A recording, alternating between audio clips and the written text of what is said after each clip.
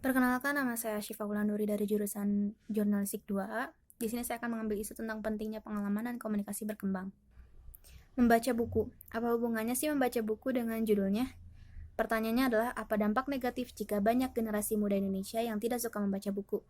Dilansir dari buku Generasi Emas 2019 karya Ahmad Rifai yang menyatakan akibatnya adalah banyak generasi muda yang menjadi generasi pemalas, kurangnya pengetahuan yang dimiliki sehingga tidak mampu bersaing dengan daerah lain bahkan negara luar, sulit mendapatkan pekerjaan karena minimnya pengetahuan, generasi muda yang malas membaca akan sulit dalam bersosial karena wawasan yang kurang.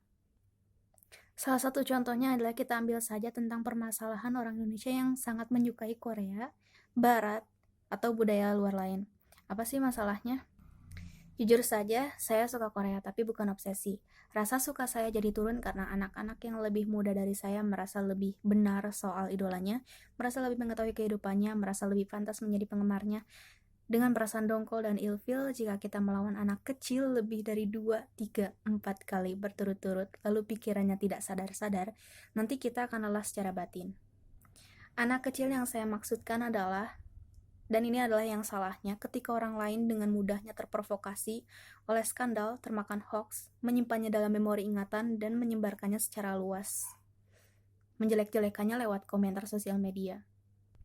Dan saya mendapat pelajaran dari komentar yang membalas komentar saya di sosial media adalah kata-kata seperti ini. Tidak perlu sungkan untuk bertanya, daripada sesat di jalan dan malah dicemooh orang-orang karena so tahu. Karena selain kita mencari pengalaman dari orang lebih tua, di zaman yang terus berkembang, kita harus turunkan gengsi untuk mendengarkan hal yang mungkin bermanfaat bagi kita dari anak-anak yang masih muda. Lalu contoh yang kedua adalah sering terjadi di lingkungan kita seperti ini.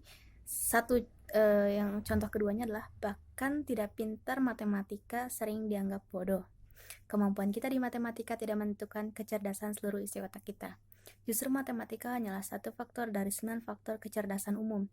Menurut riset psikologi Catul Hall Caron, yang pertama itu, satu faktor itu adalah daya ingat jangkau pendek, daya ingat jangkau panjang, reading, writing, atau membaca dan menulis, daya paham, kecepatan pemrosesan visual, pemrosesan pendengaran atau auditori, fluid reasoning atau bagaimana cara kita membuat konsep dengan info yang baru.